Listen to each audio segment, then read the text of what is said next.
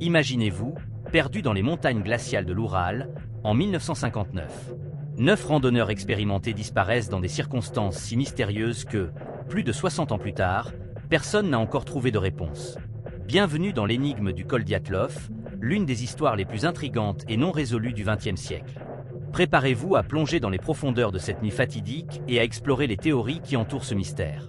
Le 2 février 1959, un groupe de 9 randonneurs, mené par Igor Dyatlov, s'aventure dans les montagnes de l'Oural. Leur objectif, atteindre le mont Otortan. Tous sont des skieurs chevronnés, bien équipés pour affronter les rigueurs de l'hiver russe. Mais ce qui devait être une expédition de routine se transforme en cauchemar.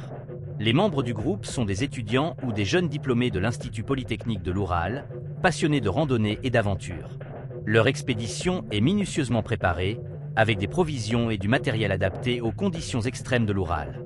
Le 12 février, les équipes de recherche découvrent la tente des randonneurs, déchirée de l'intérieur. Les corps des 9 membres de l'expédition sont retrouvés éparpillés autour du campement, certains partiellement dévêtus, malgré le froid glacial. Les autopsies révèlent des blessures inexplicables, fractures, brûlures et même des traces de radiation. Que s'est-il passé cette nuit-là? Les premiers secours sont alertés lorsque le groupe ne donne plus signe de vie à la date prévue de leur retour. Une opération de recherche massive est lancée, impliquant des militaires et des volontaires. La tente est finalement localisée sur les pentes du mont Kolatsiakl, surnommée la montagne de la mort par les Mansi, une tribu locale. La scène que découvrent les secouristes est surréaliste. La tente est lacérée de l'intérieur, comme si les randonneurs avaient tenté de s'échapper précipitamment.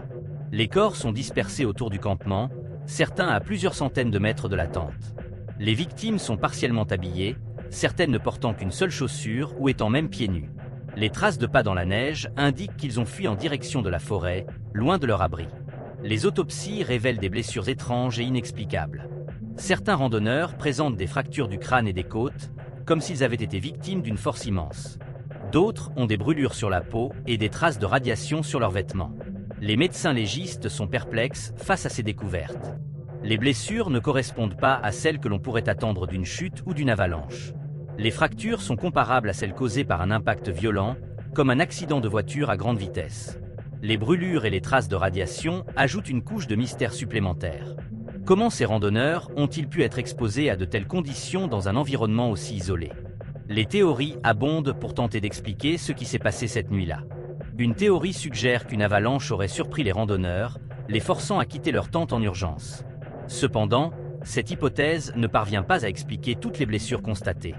Les experts en avalanche ont examiné la zone et n'ont trouvé aucune preuve d'une telle catastrophe naturelle. De plus, les randonneurs étaient expérimentés et avaient choisi un emplacement sûr pour installer leur campement, loin des zones à risque. D'autres pensent que l'armée soviétique aurait testé des armes secrètes dans la région, causant la panique et les blessures des randonneurs. Cette théorie est alimentée par les traces de radiation trouvées sur les corps. L'Union soviétique menait effectivement des essais nucléaires et des expériences militaires à cette époque, mais aucune preuve concrète ne relie ces activités à l'incident du col Dyatlov. Les plus audacieux évoquent des forces surnaturelles ou extraterrestres. Le mont Kolatsiakl, où les corps ont été retrouvés, est surnommé la montagne de la mort par les locaux, en raison de sa réputation sinistre. Les Mansi, une tribu indigène, évitent cette zone qu'ils considèrent comme maudite. Des témoignages parlent de lumières étranges dans le ciel et de bruits inexpliqués la nuit de l'incident. Une autre théorie, plus scientifique, propose que les randonneurs aient souffert d'hypothermie sévère, ce qui peut provoquer un comportement irrationnel, comme se déshabiller dans le froid. L'hypothermie peut altérer le jugement et pousser les victimes à prendre des décisions illogiques. Cependant, cette théorie ne parvient pas à expliquer les blessures graves et les traces de radiation. Certains pensent que des tensions au sein du groupe auraient dégénéré en violence. Les randonneurs auraient pu se battre entre eux, ce qui expliquerait les blessures. Cependant, cette hypothèse est contredite par les témoignages des proches des victimes, qui décrivent un groupe soudé et sans conflit majeur. Une autre théorie suggère que des animaux sauvages, comme des ours ou des loups, auraient attaqué les randonneurs. Cependant, les blessures ne correspondent pas à celles causées par des animaux, et aucune trace de présence animale n'a été trouvée sur les lieux. L'enquête officielle, menée par les autorités soviétiques, conclut à une « force irrésistible » comme cause de la mort des randonneurs. Une formule vague qui laisse la porte ouverte à toutes les spéculations. Les documents de l'enquête, progressivement rendus publics, n'ont fait qu'épaissir le mystère. Les enquêteurs ont interrogé les proches des victimes, analysé les journaux intimes des randonneurs et examiné les preuves matérielles. Cependant, aucune explication satisfaisante n'a émergé.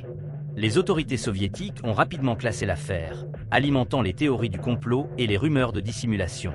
Le mystère du col Dyatlov a inspiré de nombreux livres, films et documentaires. En 2013, le réalisateur Rémi Harlin a sorti « Devil Espace », un film qui mêle fiction et théorie du complot autour de cette affaire. Plus récemment, une mini-série russe et une bande dessinée ont également exploré ce mystère. Le col Dyatlov est devenu un lieu de pèlerinage pour les amateurs de mystère et les aventuriers en quête de sensations fortes.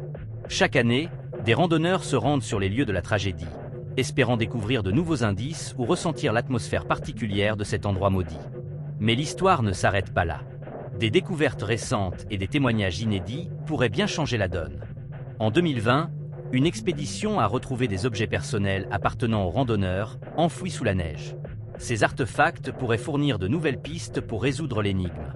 De plus, des scientifiques suisses ont récemment proposé une nouvelle théorie basée sur des simulations informatiques. Ils suggèrent que des vents catabatiques, des courants d'air descendant à grande vitesse, auraient pu provoquer des conditions extrêmes sur le mont Kolatsiakl. Ces vents auraient pu déchirer la tente et blesser les randonneurs, expliquant ainsi les fractures et les brûlures. Le mystère du col Dyatlov continue de fasciner et d'intriguer. Plus de 60 ans après les faits, les questions restent sans réponse. Mais peut-être que, ensemble, nous pouvons percer ce mystère. Pour en savoir plus, n'oubliez pas de vous abonner à notre chaîne YouTube et d'activer la cloche de notification pour ne rien manquer de nos prochaines vidéos. Et vous, quelle est votre théorie sur le mystère du col Dyatlov? Partagez vos idées dans les commentaires et rejoignez la communauté des enquêteurs en herbe.